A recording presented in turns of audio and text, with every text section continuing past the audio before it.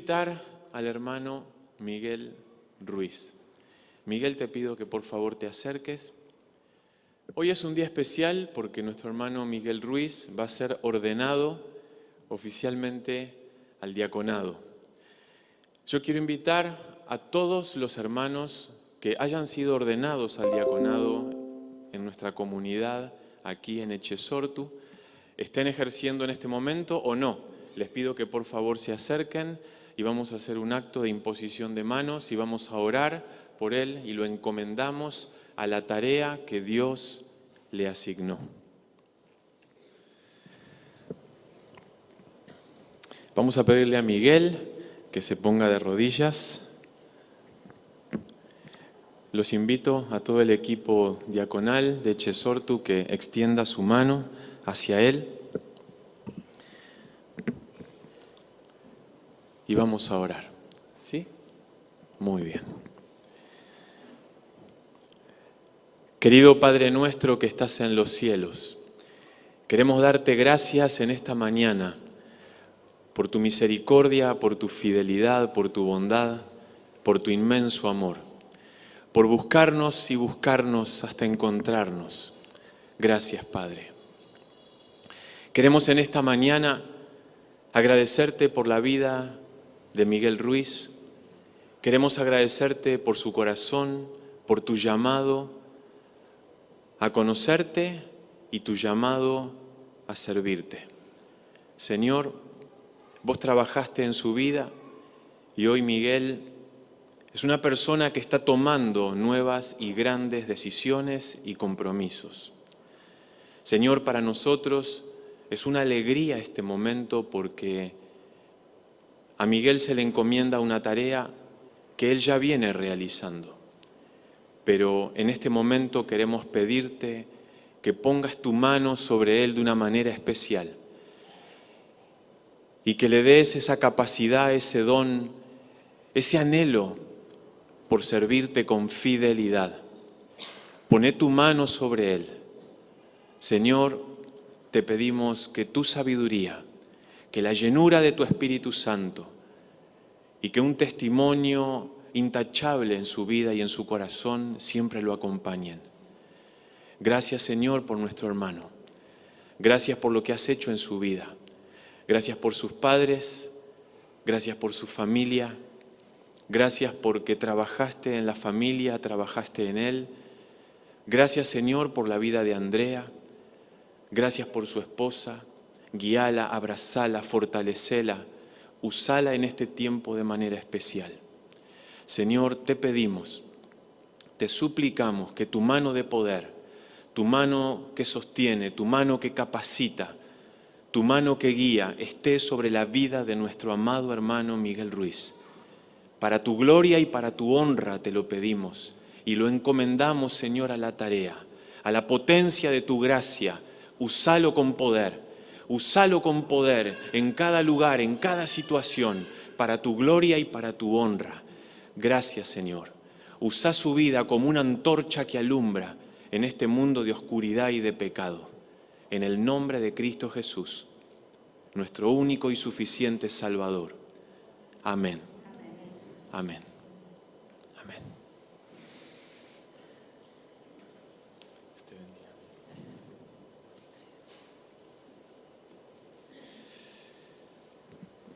¿No querés hablar? Bueno, no me gusta mucho hablar en público, pero creo que amerita. Bueno, también soy muy llorón. Hoy compartía en la escuela dominical que me siento extremadamente agradecido al Señor por esta posibilidad.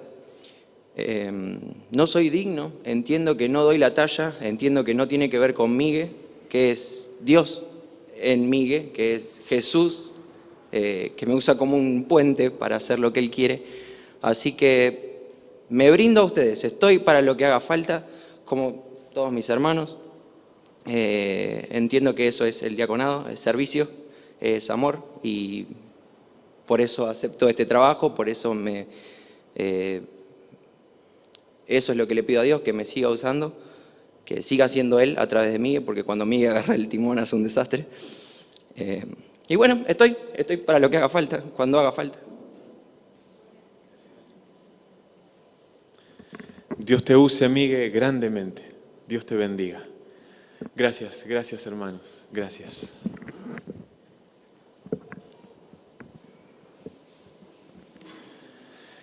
Vamos, por favor, a la palabra de Dios. Vamos al libro de los Hechos, capítulo 1.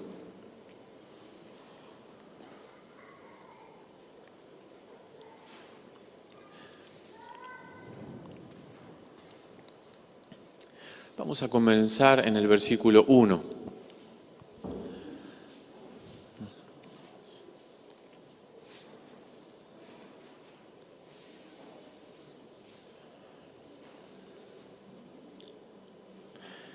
Hechos 1:1. En el primer tratado, oh Teófilo, hablé acerca de todas las cosas que Jesús comenzó a hacer y a enseñar.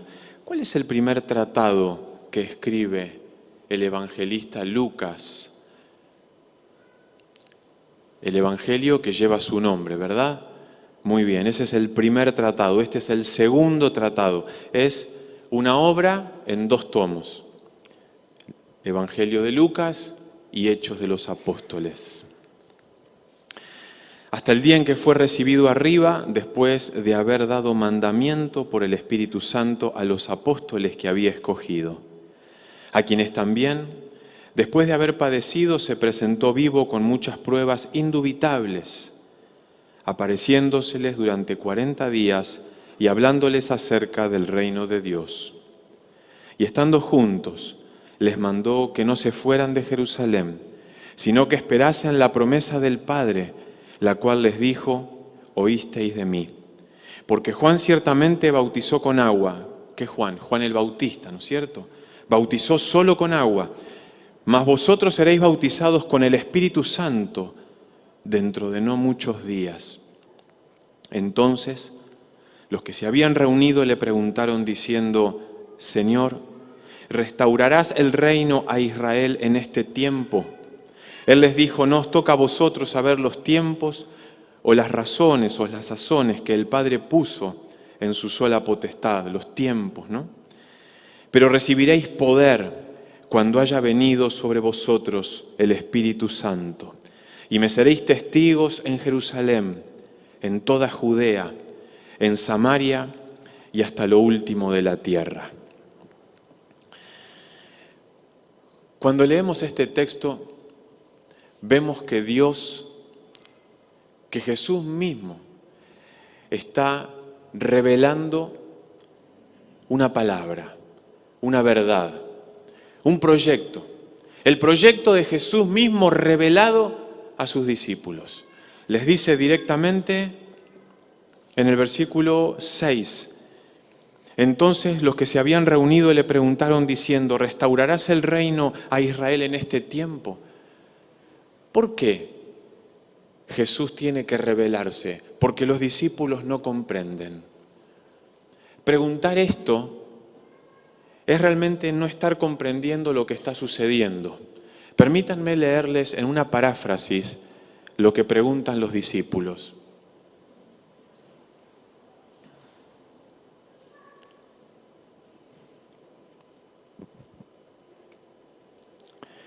Señor, ¿vas ahora a libertar a Israel de la opresión de Roma y a restaurar la independencia de nuestra nación? Nada que ver con el propósito verdadero de Dios. A Jesús no le interesaba hacer eso que los discípulos están preguntando. Entonces lo primero que Jesús tiene que hacer es revelar su plan, revelar cuál es el plan de Dios. Y esto es así para también nosotros. Permanentemente necesitamos que Él nos revele su plan y su propósito. Siguen ciegos. Los discípulos no comprenden. Entonces aquí es donde Dios se revela. Y para nosotros leer este texto en la palabra de Dios es importantísimo, porque es lo que nos permite comprender hacia dónde vamos, cuál es el verdadero propósito de Dios. Jesús explica un reino espiritual. Los discípulos están intentando comprender un reino totalmente mundano, terrenal. Pero Jesús les está explicando algo diferente, distinto. Entonces, cuando Jesús revela su plan, ¿cuál es el plan exacto de Jesús? Es que cada persona será un testigo de Él en este mundo. Ese es el plan que les revela. Los discípulos están preguntando si se levantan en armas contra el imperio romano. Y Jesús les dice todo lo contrario. Miren, nada que ver. El objetivo no es ese. Lo que yo estoy planeando y les estoy mostrando es que cada uno de ustedes se convertirá en un testigo.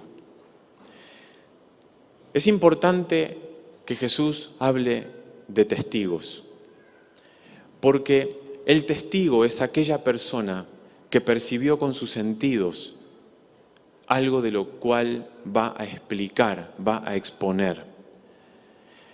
A Jesús no le interesó simplemente que nosotros seamos algo así como informantes de cuál es el plan de Dios. Jesús fue mucho más allá y nos coloca a nosotros en el lugar de testigos, de personas que hemos experimentado a Dios. ¿Testigos de qué? De Juan 3:16. De eso somos testigos, de que de tal manera amó Dios al mundo que dio a su Hijo para morir por el mundo, que el mundo fuera salvo por Él. De lo que somos testigos es que Dios amó al mundo y Dios ama al mundo. Entonces, si soy testigo de Dios, puedo contarle a los demás lo que yo viví. A Dios no le interesó que fuéramos meros informantes de sus misterios espirituales, sino que cuando nosotros predicamos su palabra podamos saber de qué estamos hablando. Poder ir a una persona y decirle, mira, yo viví el amor de Dios. El problema de hacer de la predicación algo solamente vivencial y experimental es que corro el riesgo de hablar solamente de mi experiencia y no de lo que el texto bíblico objetivamente está diciendo. Entonces, hablamos de las verdades espirituales de la palabra, pero hablamos de que esas verdades fueron experimentadas por nosotros. Entonces, poder decirle a alguien, yo quiero contarte lo que a mí me pasó con Dios. Ese es el lugar que Dios nos da, en su plan y en su propósito. Por eso, cuando las autoridades quieren impedir que los discípulos prediquen, la respuesta que dan los discípulos es: no podemos callar lo que hemos visto y oído. No puedo callarme de lo que soy testigo. No puedo cerrar la boca porque yo lo viví, yo lo experimenté. No me pidan que me calle porque yo ya soy testigo del amor de Dios sobre la humanidad, porque yo lo viví. Lo dice la palabra y la palabra dice que todo el mundo puede experimentar esto, pero yo hablo de lo que yo viví. Es Jesús el que nos coloca en el lugar de testigos. En el Evangelio de Mateo, capítulo 28, versículo 6, se acercan las mujeres al sepulcro.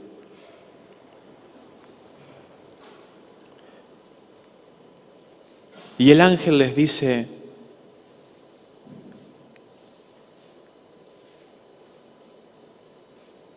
no está aquí, pues ha resucitado como dijo. Venid, ved el lugar donde fue puesto el Señor. E id pronto y decid a sus discípulos que ha resucitado. Fíjense las palabras que allí son colocadas. Versículo 6, venid y ved. Versículo 7, id y decid, ha resucitado. Vengan, vean, vayan y digan de lo que son testigos. Ustedes vieron la tumba vacía. Él no está aquí, Él ha resucitado. Entonces, permanentemente Jesús nos coloca en el lugar de testigos.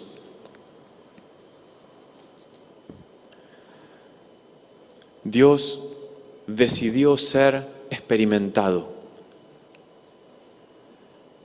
no solo analizado, no solo se revela en su palabra, sino que todo lo que Él es, todo lo que su carácter es hacia nosotros, todo lo que Él nos enseñó sobre su carácter, decidió ser experimentado por cada uno de nosotros. Hablamos de los atributos de Dios. ¿Cómo es el carácter divino? Decimos que Dios es amor. ¿Por qué yo puedo decir que Dios es amor? Porque yo experimenté su amor, porque vos experimentaste su amor, porque vos tenés algo que decir sobre ese tema. ¿Por qué podemos decir que creemos en un Dios omnipresente? Porque yo vivo esa experiencia de la omnipresencia de Dios. Yo sé que Dios está en todos lados y así lo vivo. Esa es la fe que experimento y esa es la fe que puedo ir y contarle a mi vecino, a cualquier otra persona. Yo digo que Dios es un Dios omnisciente, es un atributo divino, muy bien, pero es un atributo del Rey de Reyes y Señor de los Señores que yo viví y estoy viviendo. Esta es una característica fundamental de nuestro Dios, que decidió no solo revelarse, no solo ser descubierto y analizado por el hombre, sino además ser experimentado.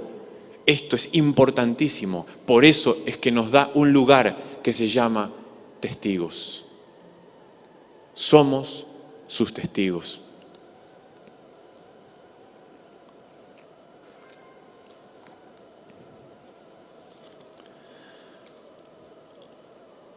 Su provisión prometida. ¿Por qué? ¿Por qué le dice a sus discípulos en el versículo 4?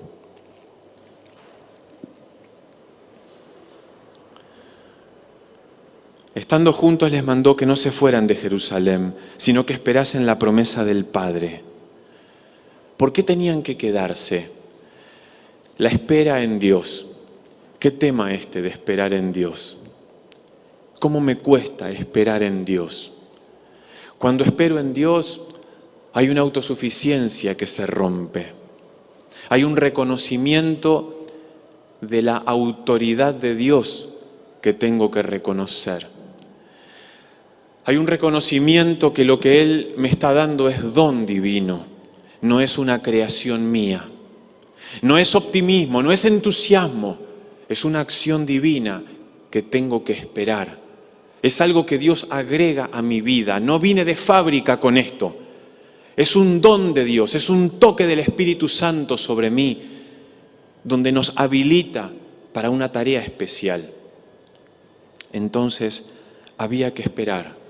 ¿Por qué había que esperar? Para que el plan pueda cumplirse, ni más ni menos. Para ser testigo necesito esperar que Dios intervenga en nuestra vida, esperar el cumplimiento de la promesa. La promesa se cumple en Pentecostés, capítulo 2 de Hechos de los Apóstoles. Entonces, el derramamiento del Espíritu Santo ya se produjo en la iglesia. La iglesia que viene necesitaba el derramamiento de Dios de una manera especial. Ya fue vivido, ya está disponible. Esa provisión maravillosa está disponible hoy. Todos los creyentes testigos, pero hay un requisito y es una experiencia personal con el Espíritu Santo. Es una llenura personal de Dios en nuestro corazón. Nosotros reconocemos que cuando aceptamos a Jesús, el Espíritu Santo vino a habitar en nosotros. La experiencia con el Espíritu de Dios es para ser testigos, pero es una experiencia muy amplia que lo abarca todo y lo llena todo. La experiencia con el Espíritu es para crecer espiritualmente también, es para madurar en nuestro discernimiento, en nuestro conocimiento de Dios. Avanzamos día a día en nuestro conocimiento de Dios. Y ese conocimiento, por supuesto, tiene que ser vivido, experimentado. Pero Crecer es entender que el pasado no me gobierna. ¿Te pusiste a pensar en eso? Que cuando vos creces espiritualmente, significa que no vivís de recuerdos espirituales, que no vivís solamente de lo que ya aprendiste ayer, que hoy estás aprendiendo cosas nuevas que te permiten madurar y crecer, ampliar tu conocimiento divino, por lo tanto ampliar tu experiencia con Dios. Cuando estoy estancado, no me estoy dando cuenta que me vuelvo un idólatra del pasado. Me vuelvo un idólatra de situaciones de la vida que hoy me están deteniendo.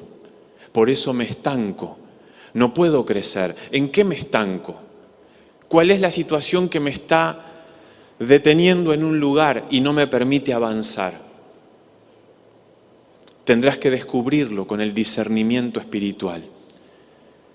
Tendrás que superar esa situación con el poder de la palabra.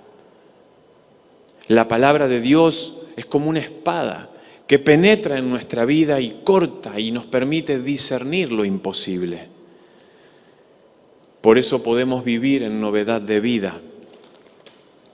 Qué tremendo es cuando el pasado determina tu futuro. Esto es trágico, es tremendo, porque ya no hay posibilidad de cambio en tu vida.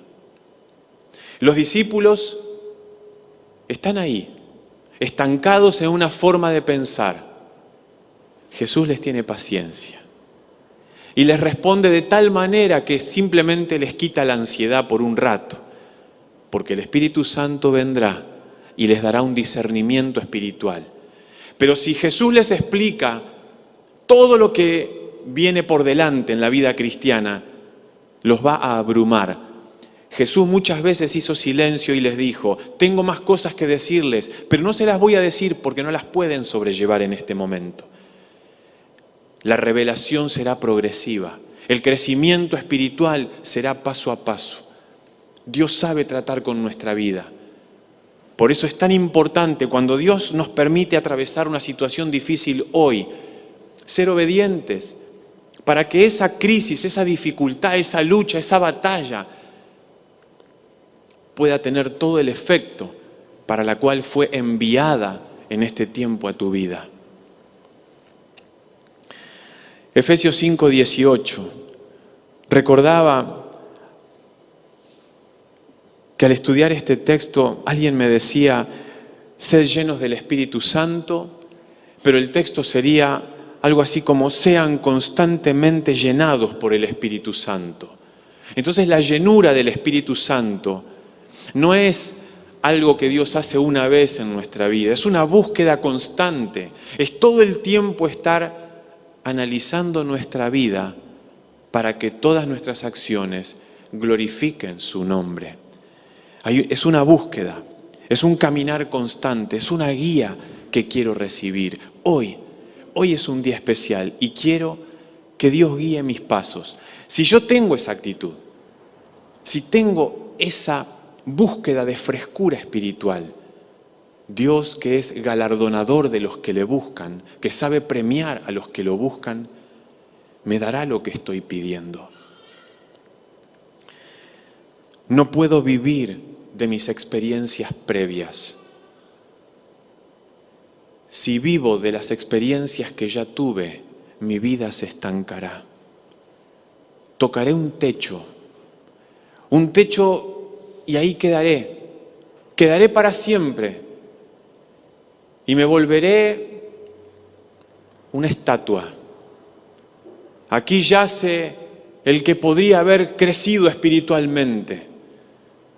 Esta estatua conmemora el hermano fulano de tal, que podría haber crecido y superar sus debilidades, errores y pecados, pero aquí está, en esta estatua, eternizado, sin cambiar, sin madurar, sin crecer, estancado en aquella pequeña dificultad, en aquel roce por el servicio. Fue tan difícil esa situación que no confió en que la provisión del Espíritu Santo podía hacerlos superar aquella dificultad. Iglesia amada, no nos olvidemos que la promesa de Dios es que habrá provisión suficiente para cada necesidad espiritual que Dios permita que atravesemos. Entonces, la experiencia con Dios siempre me habla del presente y del futuro, tal cual se lo marcó a los discípulos. En el versículo 8 vemos un programa que Dios ya tenía planeado de antemano. Pero recibiréis poder cuando haya venido sobre vosotros el Espíritu Santo y me seréis testigos en Jerusalén, en toda Judea, en Samaria y hasta lo último de la tierra.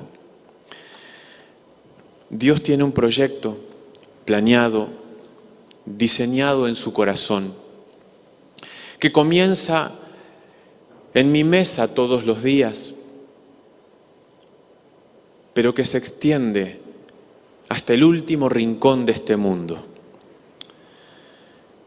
Dios lo pensó muy bien, lo elaboró y se lo dice a sus discípulos, se lo confía a sus discípulos que serán las columnas de la iglesia que se levantará a futuro. Si el Evangelio comenzó en las calles de Galilea y llegó hasta nosotros hoy, a miles y miles de kilómetros de distancia, es porque verdaderamente alguien lo trajo. Hubo personas que comprendieron este proyecto de Dios, predicaron el Evangelio y hoy llega hasta nosotros. ¿Cómo puede ser? ¿A cuántos kilómetros estamos de las calles de Galilea? 15.000, 18.000. El Evangelio llegó hasta aquí hoy. Y alguien te predicó. ¿Te acordás ese momento en que alguien te predicó? ¿Fue en un culto?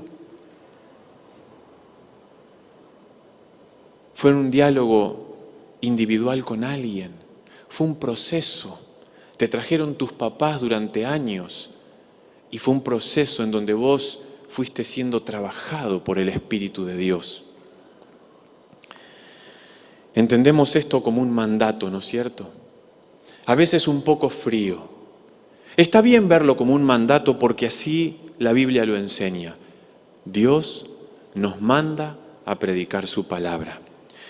Pero creo que este texto, además de ser un mandato, tiene mucha más riqueza.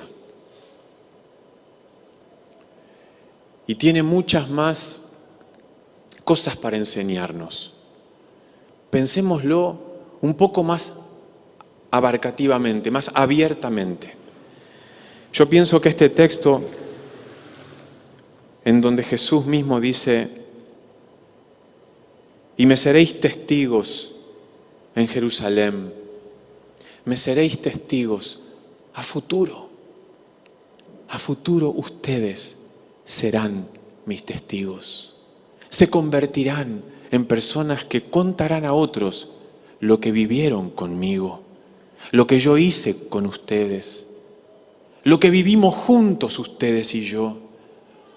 Entonces, cuando yo veo toda la riqueza de este texto, yo descubro que Dios se abre con nosotros, abre su corazón. Nos cuenta lo que siente, nos cuenta un proyecto que Él tiene muy dentro de Él. Algo que no está sucediendo todavía, por lo tanto, es un sueño, es un proyecto, es el propósito que Él está elaborando y por lo cual quiere capacitar con el poder del Espíritu Santo a su iglesia. Dios se abre con vos y te cuenta lo que su corazón anhela. ¿Te diste cuenta de eso? Seguramente como yo, siempre viste este texto como un mandato frío, rígido. Tengo que hablar como sea, por obligación. pero de repente empiezo a entender las profundidades de esto. Y veo que Dios está soñando en voz alta y le cuenta a sus discípulos lo que está deseando. Dios te confía lo que su corazón siente y anhela. Dios se abre con vos. Dios tiene sueños, y sueños grandes, porque acá el texto me está diciendo que quiere llegar hasta lo último de la tierra, hasta el último rincón del mundo. Él está planeando llegar. Entonces yo veo que Dios tiene un sueño grande. Posiblemente el problema es que vos y yo nos negamos a tener sueños grandes y a soñar lo que Dios está soñando. Nuestros sueños siempre se quedan cortos, ¿no? Tal vez hemos espiritualizado el conformarnos con algunas cosas pequeñas que hacemos para Dios. Pero aquí Dios me revela lo profundo de su corazón. Qué importante es lo que Dios está transmitiéndote. ¿Te diste cuenta que Dios te revela, te cuenta, te comparte lo que Él está soñando? Lo importante de una iglesia es lo que sucede cuando termina el culto. Lo importante de una iglesia es lo que sucede el día lunes, el día martes, miércoles, jueves, viernes y sábado. Eso es lo más importante de una iglesia.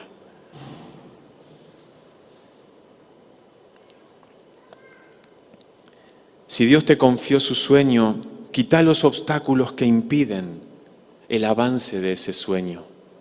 ¿Cuáles son esos obstáculos? Hay que identificarlos y quitarlos de en medio.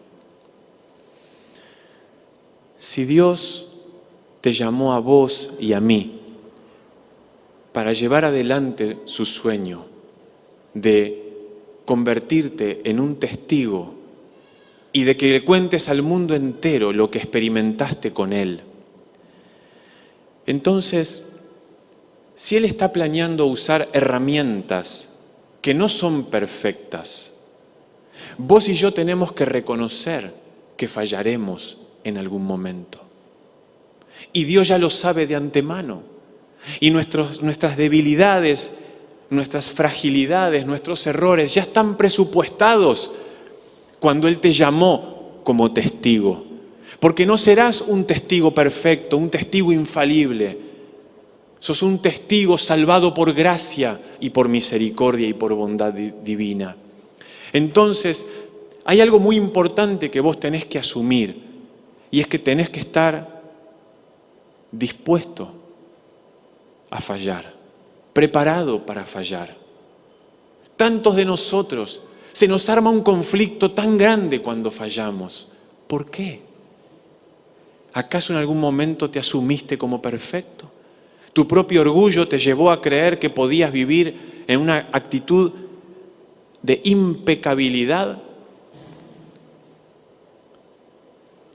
Qué importante que nosotros hoy podamos ver esto, porque en el Evangelio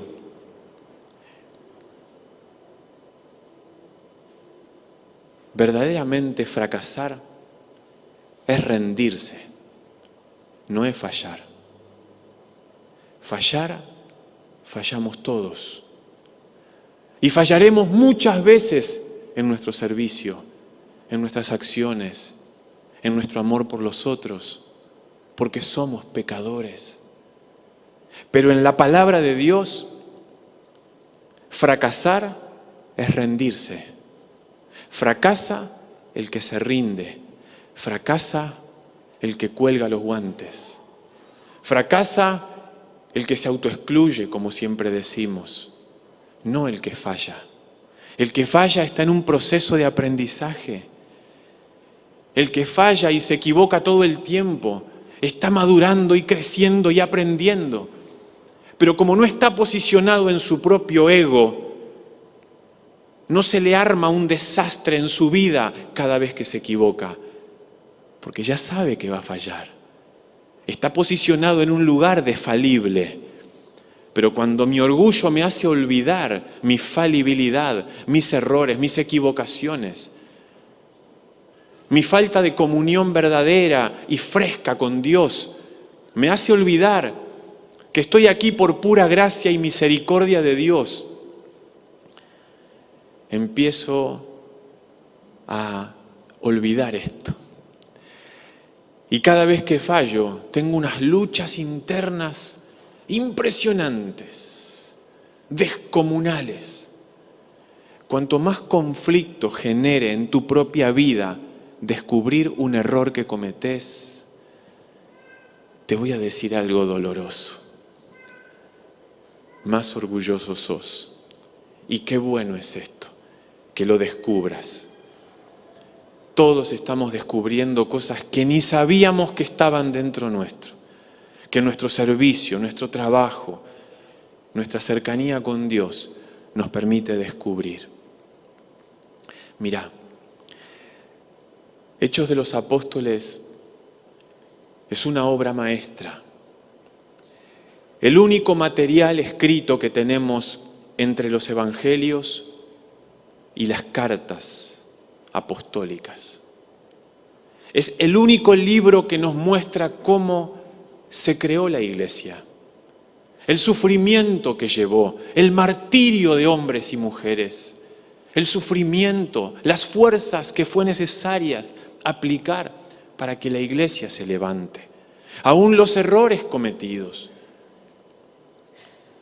Pero el Evangelio avanza sin impedimento. Ese es el objetivo principal del libro de Hechos de los Apóstoles. No hay fuerza humana ni espiritual que pueda detener la potencia arrolladora del Evangelio. Lucas se propone explicarnos eso, que nadie puede levantarse y detener el poder del Evangelio. Ni tus errores, ni los míos, ni la obra del diablo, nadie puede detener el poder arrollador del Evangelio. No pongas un techo donde Dios declaró en su palabra que los cielos están abiertos. No pongas un límite donde Dios ya expresó en su palabra que tenés que avanzar, predicar y llevar la palabra como testigo. Es lo que sos. Un testigo del amor de Dios. Un testigo del perdón de Dios. Y cuando vos te acordás, cuando vos recordás con cuidado que lo que tenemos que llevar es Juan 3:16 al mundo entero, de ahí se desprenden un montón de cosas que vos y yo tenemos que saber. Porque si hablo del amor, es porque también entiendo su ira y su enojo a causa del pecado. Estuvimos trabajando mucho el tema de la ira de Dios últimamente. Y creo que es un tema importantísimo. Siempre que hablamos del amor y de la misericordia y del perdón, recordamos entonces lo que nosotros merecíamos. Entonces ahí puedo ir y ser testigo del amor de Dios, que mereciendo la muerte, Dios me regaló la vida. Entonces puedo ir al mundo entero y soy testigo de que aunque merecía la muerte, Dios me regaló la vida eterna. Eso es lo que tengo que ir y anunciar al mundo entero. Dios nos llama como testigos. Y por favor, nunca te olvides, en este tiempo especial, que en la vida cristiana fracasar es renunciar, no fallar, no equivocarte. Todos nos equivocamos, todos fallamos. No te rindas, volvé a intentarlo, aprende y seguí adelante. Habla con Dios y decile: Señor, me equivoqué con esto. Por favor, ayúdame, enséñame, revelate a mi vida, te necesito, porque quiero servirte, quiero predicar, quiero que tu sueño se cumpla a través de mí. Yo quiero ser un testigo en este mundo de pecado, de muerte y de oscuridad. Aquí estoy. No soy perfecto, tengo 1000 errores, pero soy testigo y estoy dispuesto a seguir adelante, aunque me equivoque 1000 veces, porque quiero priorizar el hacer tu voluntad, el honrarte de verdad y el ser obediente a tu llamado. El llamado ya está. Pastores que están ahí sentados,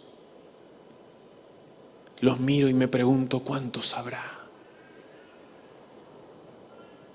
Mujeres de Dios que están ahí sentadas, ¿cuántas habrá? Maestros de escuela dominical, maestros de Biblia, misioneros al mundo entero. Cuando vivimos renovados permanentemente por el Espíritu de Dios, no podemos armar futuro en función de lo que ya vivimos. El año pasado me decía David Álvarez, tenemos que enviar misioneros, así como el ministerio de Huichilapac, que pastorea el hermano pastor Richard Agüero, está haciendo. Tenemos que lograr enviar misioneros nosotros. ¿Por qué David me plantea esto? Es genial. Porque él no está viviendo según la experiencia. Porque si vivo conforme a la experiencia, la vida se vuelve chata, estanca. No crezco. Hay un techo en mi cabeza que es siempre la experiencia previa. Pero vino poder para generar un camino completamente nuevo. Algo nunca vivido hasta ese momento. Pero la iglesia naciente necesitaba una nueva unción y una nueva presencia de Dios. Eso ya está disponible. Si somos llenos del Espíritu Santo, vamos a vivir en esta novedad de vida y en esta transformación permanente. Ayudemos a los hermanos que están estancados.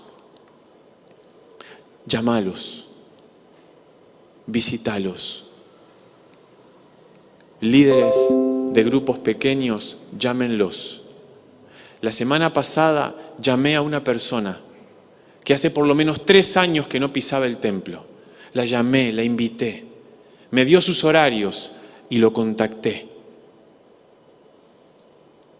con un líder de grupo pequeño. Este líder de grupo pequeño inmediatamente lo llamó y lo invitó. Y en esta semana que pasó, se acercó este hermano al grupo pequeño y participó. 3 años por lo menos, no sé cuánto hace que no pisa el templo. Que nadie se quede en el camino. Busquemos a la gente, busquemos a los hermanos, busquémoslos. Hemos tratado de llegar a muchas personas, pero muchas veces hay contradicciones en nosotros. Las contradicciones propias de la vida de hombres y mujeres pecadores. Cuanto más permitamos que la palabra de Dios gobierne en nuestra vida, menos contradicciones tendremos. Por eso Santiago dice, con la misma lengua que glorifico a Dios, critico a mi hermano. Esas son contradicciones que tienen que ir aflorando para ser cambiadas. Todos tenemos contradicciones, grandes contradicciones, que a veces hasta nos odiamos a nosotros mismos al descubrir lo que hay en nuestro corazón. No queremos decir lo que dijimos, no quiero reaccionar de esa manera, no quise decir lo que dije, pero lo dije. Entonces,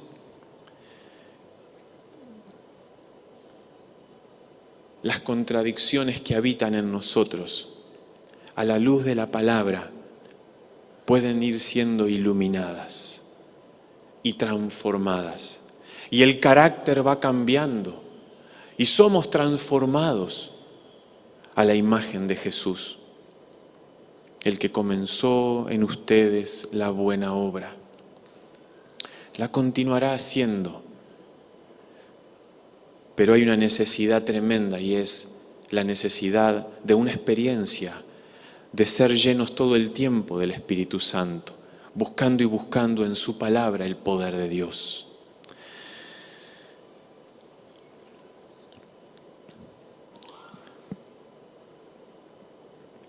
Busca ese grupo pequeño entre semana. Acércate. Acércate. El único objetivo y el único proyecto del grupo pequeño es que vos seas discipulado y que puedas invitar fácilmente a ese amigo, compañero de trabajo, familiar, a quien quieras. No te quedes afuera de lo que Dios está haciendo. Testigos de Dios, testigos de su amor en el mundo entero. Vamos a orar, por favor.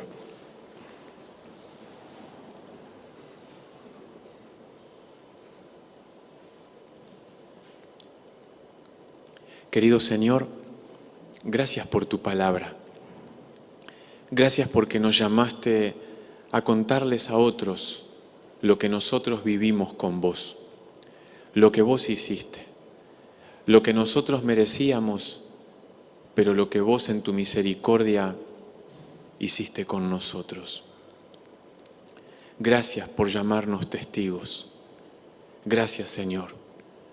Queremos ir al mundo entero y compartir lo que vos hiciste en nuestra vida. Es tan sencillo a veces. Ayúdanos, Señor, a contarle a las personas lo que dice tu palabra en Juan 3:16. Queremos llevar tu amor y tu fidelidad. La ira merecida y el perdón recibido. Ayúdanos, Señor. Papá, gracias por contarnos tu sueño. Gracias por abrir tu corazón con nosotros. Gracias por abrirte con nosotros, por contarnos algo tan tuyo, tan privado, tan interno. Gracias por contarnos que querés llegar hasta el último rincón del mundo para que cada ser humano de este mundo sepa que vos lo amás. Gracias. Gracias por este privilegio de ser llamados testigos. Señor, queremos pedirte que pongas tu mano sobre nuestra iglesia. Te necesitamos. Deseamos experimentar todo lo que vos tenés preparado. Queremos pedirte que te acerques a los hermanos que hoy están fríos, que hoy necesitan una ayuda especial, que están enojados con hermanos, enojados con su cónyuge, enojados con hijos, enojados con padres, enojados con compañeros de servicio, enojados por situaciones humanas. Te pedimos que nos ayudes a todos como iglesia. Te necesitamos, Señor. Ayúdanos en el nombre de Jesús a no rendirnos jamás, a que cuando fallamos podamos aprender cómo servirte más y mejor y cumplir el plan de tu corazón. Gracias, Señor. En el nombre de Cristo Jesús. Amén, Padre. Amén.